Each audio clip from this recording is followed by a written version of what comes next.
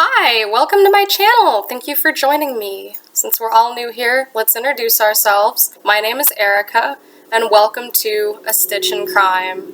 This is my new channel. I'm going to be taking you on a journey where we either knit and crochet something, and we talk about true crime together. I'm so glad that you could join me. You know, I've been sick for a better part of 2-3 days now, and really helps me to have someone here with me to get through this. I've got my Gatorade, I've got my yarn, and I've got you. We can get through this together. So if you're wondering, oh man, she doesn't look put together today, it's because I've been sick, and the most I could do this morning was really just wash my hair. Didn't even really go through the whole everything, just half-assed diffused it, and that's why it looks like shit. Put on some chapstick and changed my shirt, and that was as much as I could manage today. And you know what? If that was as much as you could manage today, that's okay. If the most that you could manage today was just opening up your eyes and putting this channel on, that's okay too, you know? It's enough. You're enough. So why don't we go ahead and jump right into it? Let's first get started on what we're going to be working on today. I thought that we could work on something easy to start out, so I picked a really simple beginner's crochet project. We're going to be working on the retro hair scarf by Doe and Deer Crochet. Now this is an absolutely fantastic designer. I love Doe and Deer Crochet. If you're looking for that throwback, hippie-ish aesthetic, it's perfect for the summer months and spring and the festival season. I've already started on my scarf. As you can see, we're about 3 rows in, and when it's done, it's got about a dozen rows, plus the little dangly things. I'll put a link to that pattern in the description box below. Now, what am I using for yarn today? I have about 70-80% of a skein of Oh Baby organic cotton yarn by Lion brand. I got it to finish up a project, and then I found myself in that situation where you've got just enough to do something small but not enough to do anything big. And so I actually tried making a hat with it and found I didn't have enough, so we're going to be making a scarf instead. And I really recommend a good cotton yarn for this project because it's going to be something that goes on your head. You don't want something that's wool or acrylic, nothing that's going to be too hot on there. If this is your first time crocheting, I'm so happy you could join me. Let's get right into it. You're going to need to know how to chain and do a double crochet. That's it! That's it! That's literally all you need to know how to do to get started with me today. And again, if you want the link to this type of yarn, I'll put the link to it in the description box below, as well as any sources for today's true crime story. Alright, let's jump right into it. So today we're going to be talking about the case of Sophie Lancaster. You might be familiar with this case, especially if you are a fan of goth music or of the goth subculture at large, because it was a pretty big, well-known case that rocked not only the small town that it took place in, but a lot of people who have an affinity for goth music, or they consider themselves part of the goth subculture. You'll see why. But this is a case that's been on my mind ever since I was a teenager myself. I'm not too much younger than Sophie. It's come up in the news again recently for a few reasons, all of which are pretty sad. We'll get to those in the end. But I wanted to start our channel together with this case. Number one, because it was topical and it's in the news, and number two, because here in the US, Mother's Day is on the 8th. It's on Sunday, and there's a really strong mother figure in this story, and I wanted to honor her, in a sense, by doing it so close to Mother's Day, because as we'll find out together, the mother in this story is...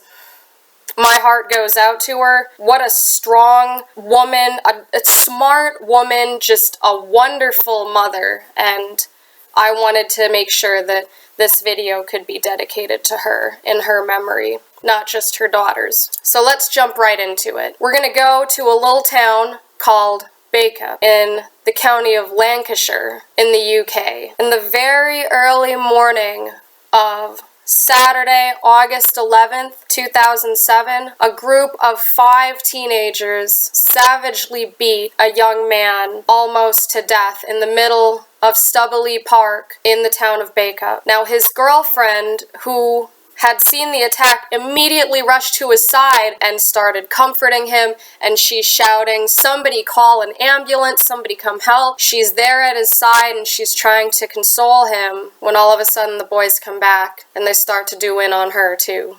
So who was that brave young woman who stood by her boyfriend's side as he was in peril and put herself at risk? Well, her name was Sophie Lancaster, and she is the central hero and protagonist to our story today.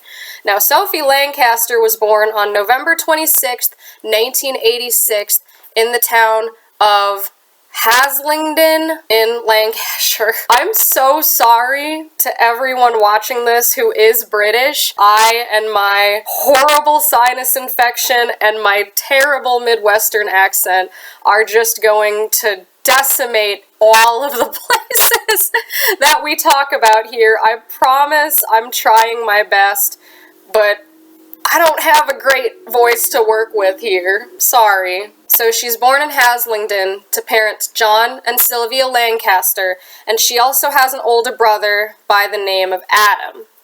And ever since she was born, Sophie's mother, Sylvia, noticed that she's a really interesting girl. Just a very different child. She was quiet, she was cerebral, she loved reading from a young age, and her mother described her as someone who did not suffer fools, which I assume is a very British way of saying she didn't put up with no dumbass bullshit. And she was described by her mother also as being very complex, which I find very interesting because sort of all babies are complex in their own way, but I assume this means that Sophie just managed to see things very differently, and she just had a very cerebral and perhaps even ethereal way of seeing and perceiving the world around her. She loved reading. Very early on she was reading, and she was always reading. I'm talking, she would finish a book in a day,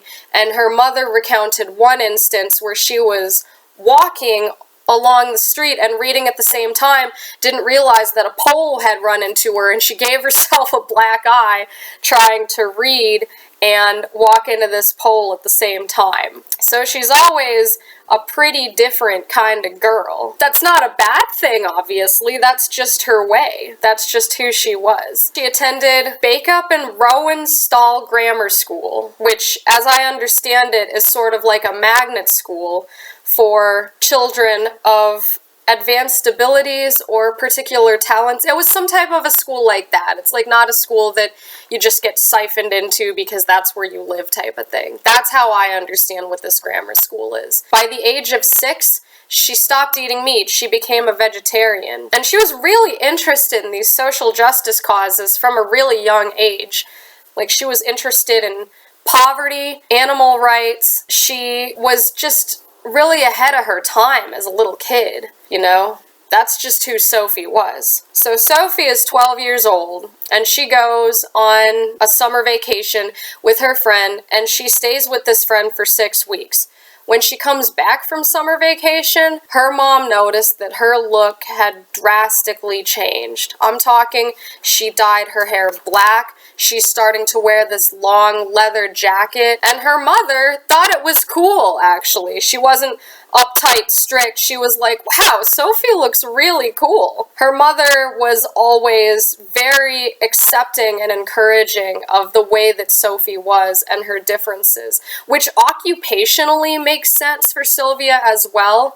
Because check this out. When Sophie was born, the family was quite working class. Sylvia was working in mills and that kind of thing. But when Sophie was 9, Sylvia re-entered school, and she eventually earned a PhD and became a sociologist. So naturally, Sylvia is really accepting and welcoming of the way that Sophie is and her differences, and she thought nothing of it. She encouraged Sophie to blossom and become who she was. That was just what she wanted to do as a mother. The children at school, not so much. She's growing up in a small town. These are not even suburbs of Manchester. They are small towns outside of it. And she did, as she got older and entered high school and went to Haslingden High, she found a group of friends who she did fit in with and she did relate to, who also were interested in the goth subculture and listening to goth music and dressing in black and that kind of thing.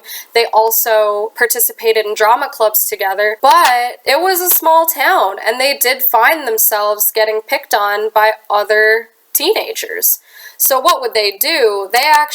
Sophie and her group of friends back then would go, and when they wanted to socialize with each other, they would go to the graveyard because they knew that no one else would be there, and that's a place where they could have social time together without being bothered by people that wanted to bully them. I don't know if there was this necessarily morbid curiosity for them about, ooh, we're by dead people, and I think it was really they were just trying to get away from people and be in a place where they could feel accepting of one another.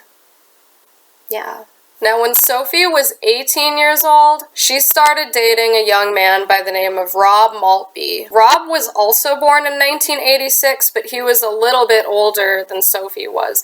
Rob had actually also attended Bacup and Bacup in our grammar school, but I'm not sure if they had been friends or socialized with each other before then. But when Sophie was 18, they did begin dating, and their friends and family described the relationship as very loving, very wholesome, very one with each other. It seemed like they just were two people who found each other and had totally understood each other. That's what people were saying. They really found each other. And it was each other's first love. They were so young, and they had been able to cultivate this warm relationship with each other. Now, naturally, just as any couple does, Sophie and Rob would occasionally get into arguments, and Sylvia described the relationship dynamic as being one in which Sophie, quote, wore the pants in the relationship. So one can only ascertain what that means. But on the surface, at the very least, the two of them seemed quite loving and strong. Rob was also interested in a great many of the subcultural things that Sophie was, and furthermore, he was an artist. He was an illustrator, he loved to draw, and as he grew up and graduated from high school, he eventually attended school for art. Now, around this time as well, by the time Sophie's about 19, John and Sylvia actually did separate, but ostensibly they remained on okay terms. And later on, when Sophie is 20, she and Rob move into their first apartment together, or as the Brits call it, a flat, and they move to Bacup. And they were just going to start their life together as young lovers. I mean, I'm 30 now. Anyone that's my age, I think, can remember the first time that they got a flat or an apartment with someone, especially a significant other, and they were like, wow, we're really out here doing it. We're starting to become adults. And that's where Sophie and Rob were at this particular time. It's 2007 by now, and they're just doing their own thing. Rob is working to support him and Sophie and pay for the cost of rent there, and Sophie had actually taken a gap year between high school and college and just tried to take some time to find herself and think, what do I want to do with my life? I think that it's really healthy and good for people to do that, personally. And that's what Sophie did. She realized that she, as a lover of all things literature, wanted to study English. And that was her plan in August of 2007. She was going to go back to school and study English. And everyone supported her in on this. She and Rob would regularly visit Sophie's mother back in Haslingden, and they would have dinner with her at her place. It was just a really nice setup, It was just really nice. Now let's talk a little bit about Bacup. Bacup is about an hour north of Manchester. It's a small town. In 2011, it had a population of just over 13,000 people. For comparison, Manchester itself, so not including the suburbs, but just the city of Manchester, has about 500,000 people. So it is a small town. It's a small town. And like many small towns, both in the UK and abroad, it did not have a great deal of diversity of which to speak. You'd have not a lot of people of color, not a lot of people of non-heterosexual preferences. It was quite homogenous. And furthermore, the town of Bacup had been having a bit of an issue with antisocial behavior in teenagers. I think anyone that's ever grown up in a small town and been a teenager has had that moment of like, well, what do we do? And the teenagers just start shit because there's nothing better to do and there's not a lot of guidance happening for them. And that's really what the town of Bacup was experiencing with its teenagers during this time. There were problems of underage drinking, there were problems of vandalism, assaults, and quite a bit of this was centered in Stubby Lee Park. Now, Stubby Lee Park was a small park in Bacup, outside the town square, I believe, and it had a skate park in it. And this park was sort of becoming notorious for being a hangout spot for teenagers to just do bad things with their friends. This reputation was actually as recent as 2020, which I assume the pandemic had contributed to it. You've got a bunch of teens who are not going to school and they're just staying at home. And what do? In a small town, they're gonna go and find something to do, and it might not always be the best choice for them. So unfortunately, even though Bacup and Stubby Lee Park were both beautiful places, this is kind of what it was starting to be known for when Sophie and Rob had moved to Bacup. That's kind of what it was becoming as far as the teenage life there. So now it's Friday, August 10th, 2007. It's about 11 p.m. Rob and Sophie had been hanging out at a friend's house in Bacup, not too far from their own house.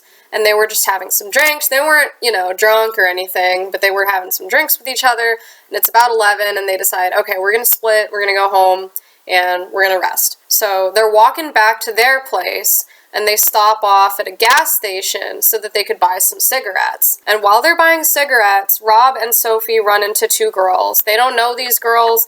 They're just a couple of teenage girls who start complimenting Sophie. For perspective, Sophie has... Do y'all remember whenever dreadfalls were a thing? Am I the only one that remembers that still? Where you basically have synthetic hair that's made into, mats, and you put them in as, extensions. And here, I don't know what they called them in the UK, but here in the US, we called them dreadfalls. They were kind of cool, it was very, early 2000s neo-goth. That's what Sophie had rocking in her hair. She had these cool, red, what I would call dreadfalls. And evidently, these girls at the gas station also thought Sophie looked cool. And they're over there complimenting her and being like, wow, you look awesome.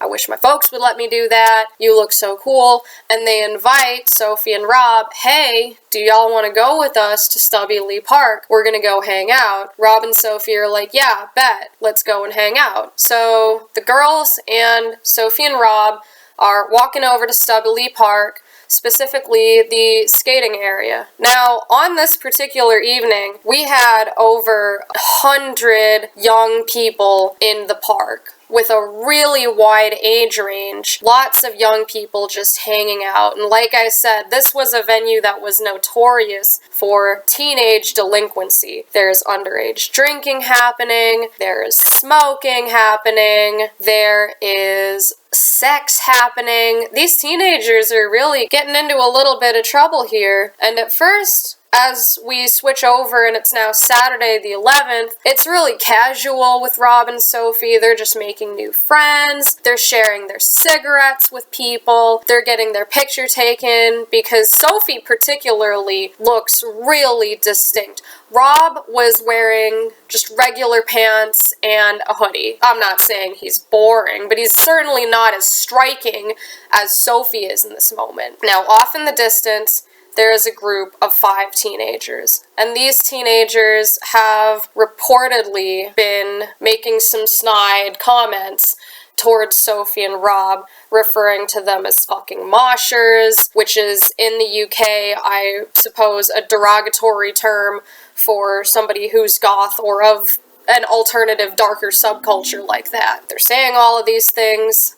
It's about 1 a.m. now on the 11th, and out of nowhere, these 5 young men just proceed to start battering Rob about the face and the head, and they're getting him down on the floor, they're kicking him around, and it draws a crowd of onlookers. Now, some of them obviously are horrified because they're just watching these 5 teenagers just beat the shit out of this random guy for seemingly no reason. I mean, Rob wasn't starting shit, he was just there minding his own business, and out of nowhere, he starts getting his ass kicked by these 5 little bastards, and Sophie initially didn't realize what was happening, but then of course later, once there's a crowd, she's like, oh shit. She gets in there and she tries to get it all to stop. Eventually, the 5 boys scatter. They split and the crowd splits as well. And Sophie is just left there. She immediately goes to Rob's side. He's bleeding around his face and she's pleading at the people around her,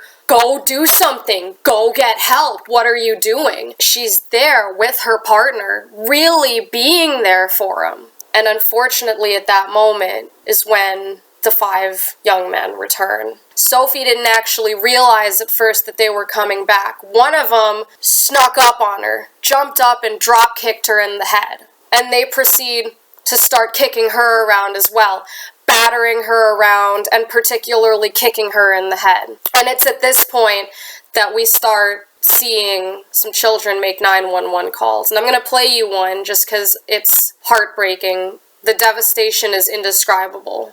I can see the ambulance right here.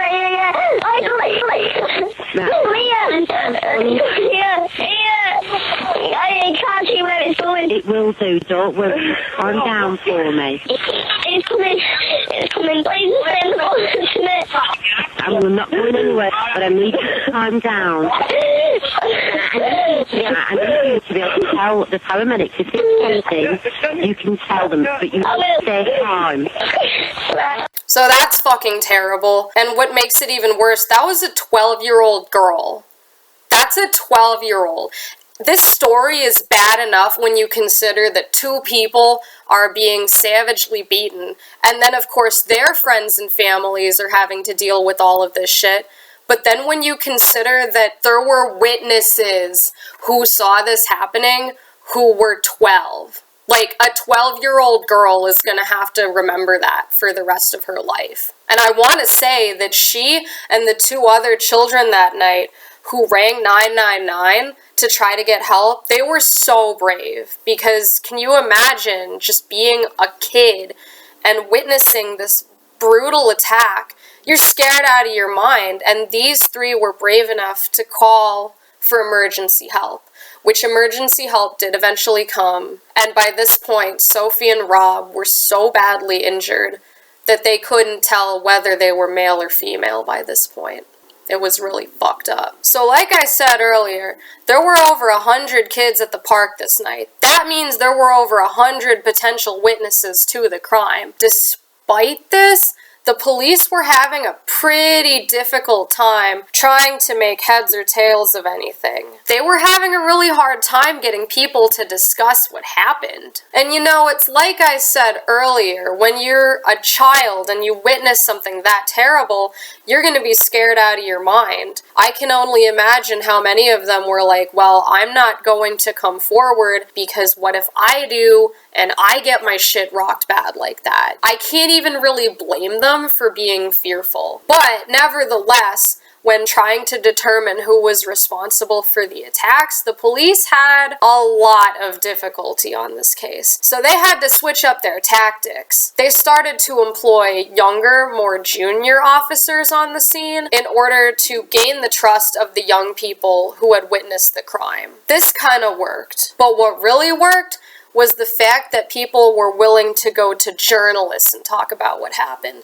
Because the thing is, the boys that were involved in the attack, it wasn't their first time engaging in this kind of behavior. They were known both to police and to the public. And so what really helped in this case was the fact that people in this small town were willing to talk to the press. They were more willing to talk to the press than they were to the police. Eventually, because of this, 5 total arrests were made. Now, 2 of the 5 were a couple of 15-year-olds, by the name of Ryan Herbert and Brendan Harris. These two particularly had been known to the public and the police as local troublemakers. They had both had multiple charges of what we in the States call assault. They call grievous bodily harm. As I understand it, I might be wrong. I'm not an attorney. I'm especially not a British attorney. But this is just about the track record these boys had. They both had extremely violent criminal histories by this point,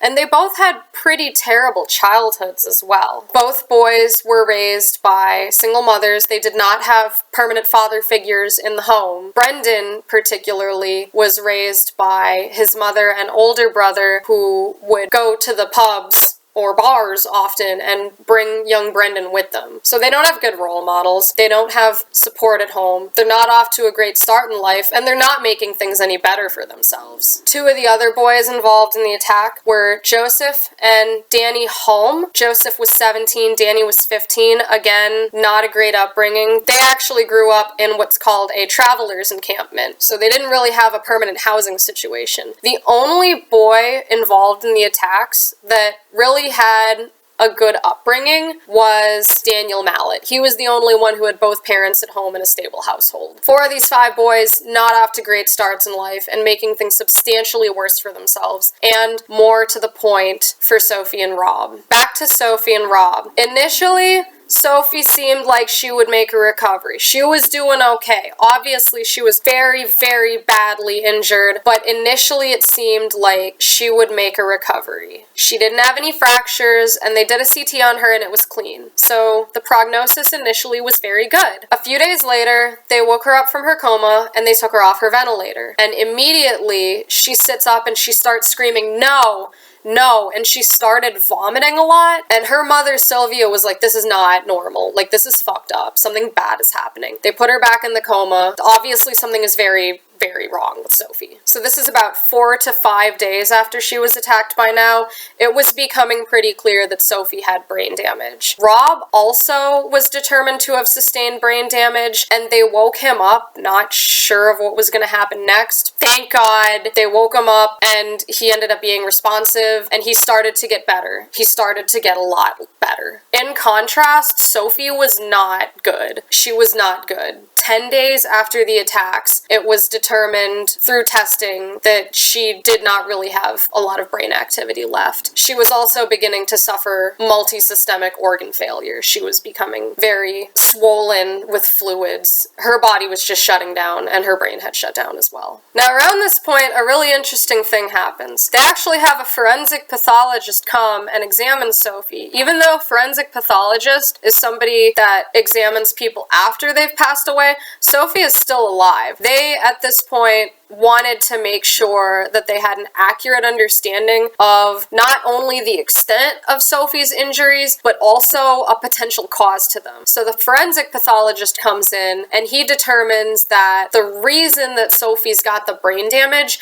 is because there were not one person, but multiple people, at least 2 people, kicking her in her head like it was a soccer ball. And that was the cause of her injuries. Which, if you consider just what the fuck kind of human being would do that to another person. But yeah, so that's what they determine has caused Sophie's injuries. As we get closer to August 24th, it's clear that Sophie is not going to make a recovery. And her family has decided this is just not worth it. Sophie is not going to come back. Sophie wouldn't want to live like this, so they made the decision to end her life support. And after about 20 minutes off the life support with her family and friends by her side, on August 24th of 2007, Sophie Lancaster passed away. And Sophie's death sent shockwaves through the goth music subculture. It was a really big deal. Like I said, I remember this from when I was a teenager. It was a big case because by this point, people are starting to think, why could this have happened to her? And they start to speculate that maybe she was targeted on account of being goth. And that sent shockwaves that reverberated through the goth community, not just in the UK and in Europe, but globally.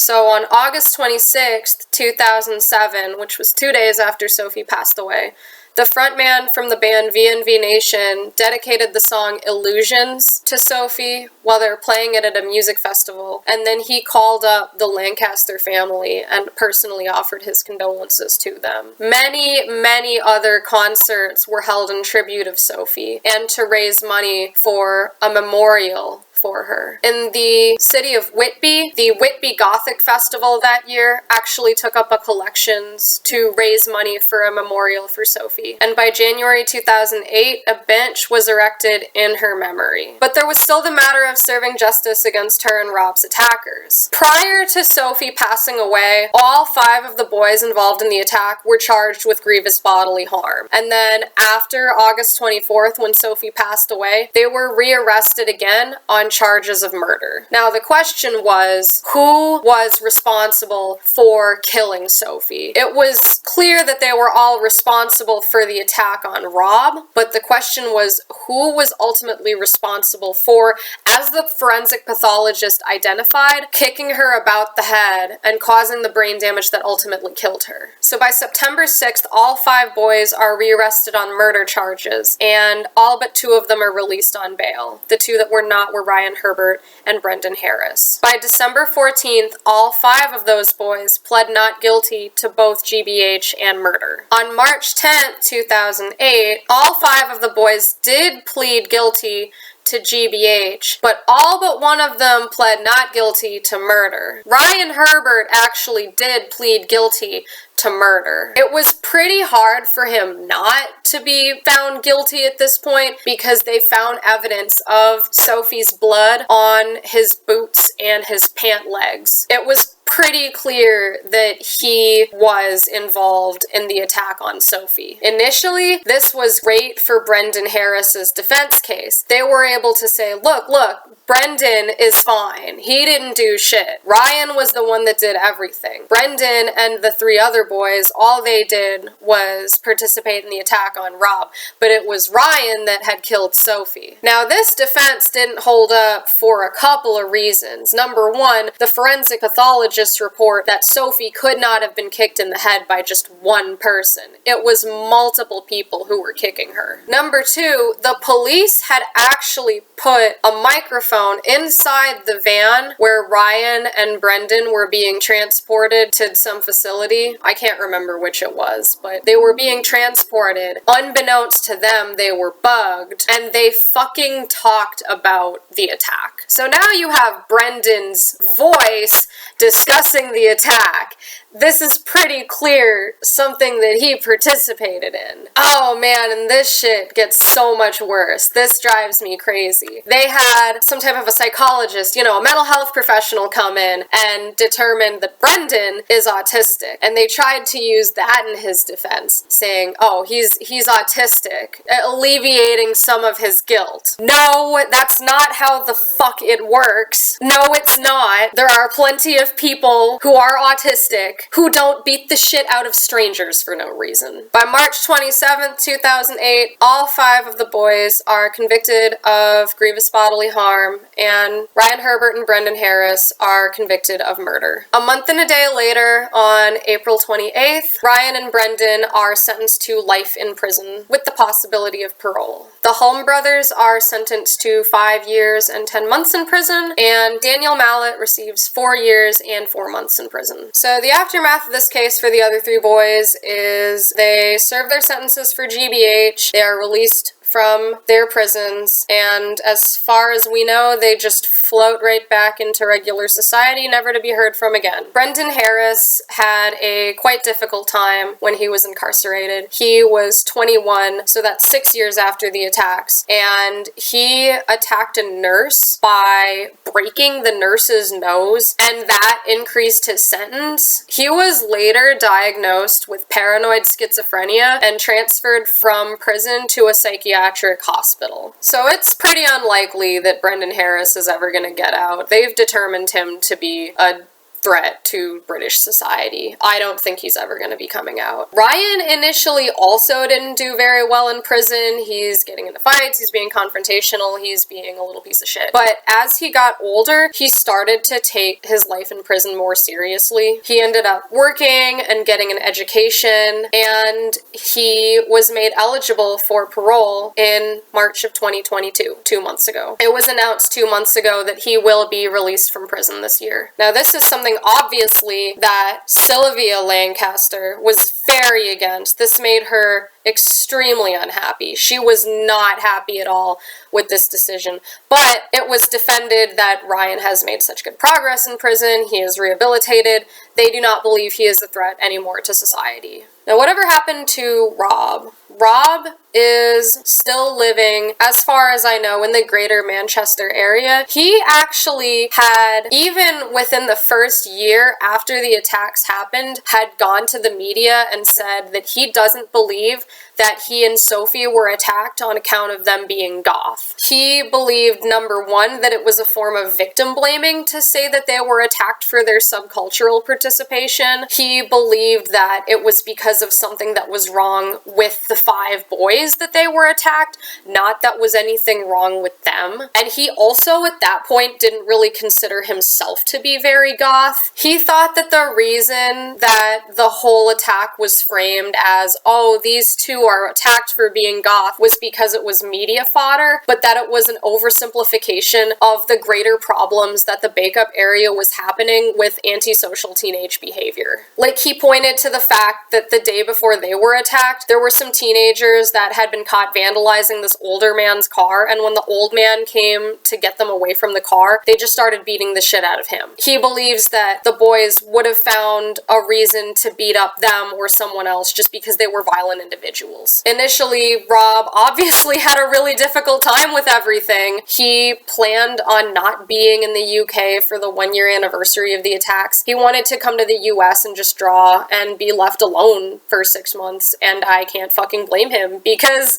who wouldn't want to just be left alone after such a traumatic incident? He also really didn't want later on to be associated with the Sophie Lancaster attack. He didn't want to just be the guy from the attack. He wanted to be known for his career in illustration, which he did eventually become an illustrator. He's extremely talented. I want to put the link to his Instagram in the description because he's amazingly talented. That is who he should be remembered for. If there's anything that you should take away from this as far as Rob Maltby goes, it's that he's a fantastic illustrator. You should check out his work. Rob and his mother Tracy, as well as Sylvia, would eventually serve as consultants for a made-for-TV movie called Murdered for Being Different, which was about the attacks. The movie premiered in 2017, so 10 years after the attacks, and it won many awards. So in addition to serving as consultant, Rob later said that this movie was one of the only good things to come out of this attack. He called it a great piece of work. I think he was happy about it, which is good. He should be, you know? So whatever happened to Sylvia? Actually, Sylvia ended up dedicating her entire life to raising awareness about hate crimes, prejudice, and intolerance. And she started the organization Sophie, which stood for Stamp Out Prejudice, Hate, and Intolerance Everywhere.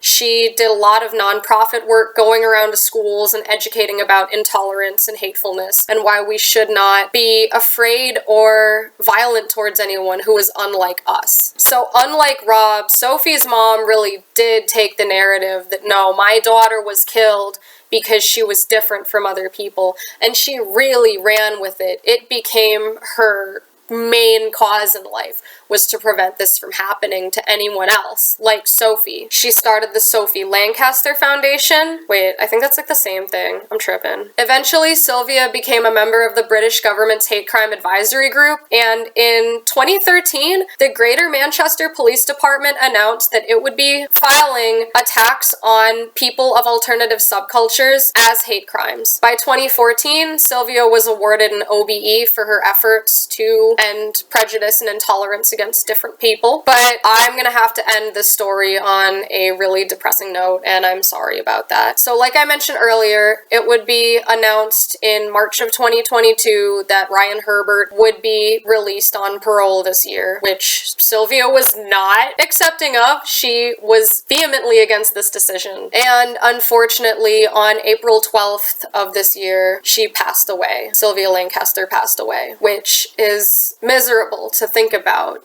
That was what she was spending her last moments on earth doing. At the same time, she left behind a legacy. This is a woman who took this immeasurable tragedy, the loss of her child, and made it her mission to prevent it from happening to anyone else's child, which is why I wanted to honor her on the American Mother's Day weekend. That was my takeaway from the story, was just the tremendous courage and endurance of a mother. I can't imagine being in Sylvia's shoes. I hope to God that I never have to go through that, but that she handled it with such grace is amazing. So yeah, that's the story of the death of Sophie Lancaster. Thank you so much for joining me, and I hope to see you next time.